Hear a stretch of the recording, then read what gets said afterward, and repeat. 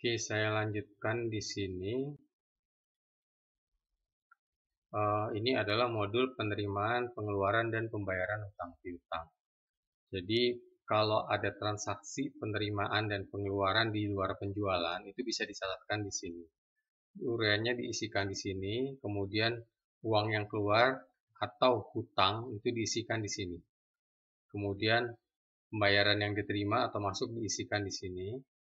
Rekeningnya dipilih, kemudian kategori laporannya dipilih.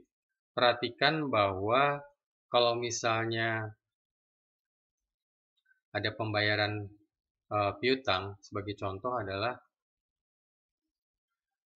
tadi penjualan di sini. Jadi pembayaran ini kan rekon ya, tapi rekon ini tidak otomatis akan membuat transaksi secara cash ya, transaksi secara cash itu berkurang. Jadi perlu diperhatikan kalau misalnya ada penerimaan, misalnya ini saya tulis 5 Januari 19, ini penerimaan transfer balik komisi. Jadi misalnya masuk, kita cek tadi di penjualan, misalnya transfer balik komisi 5.000, 12,5, 12,9,5 nih misalnya. 12,9,5 itu kita isikan di sini. 12,9,5.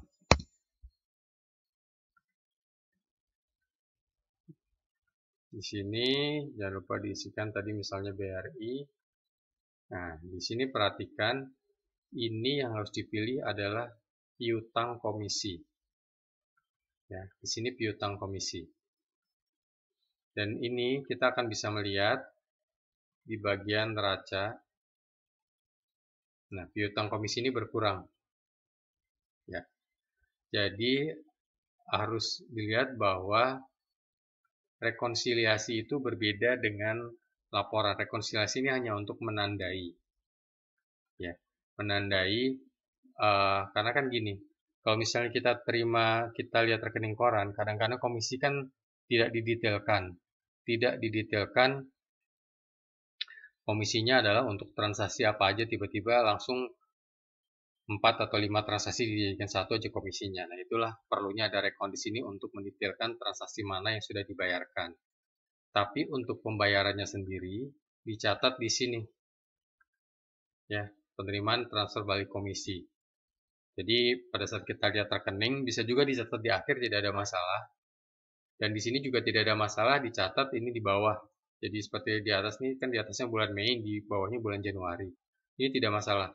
Nanti akan diurutkan secara otomatis di bagian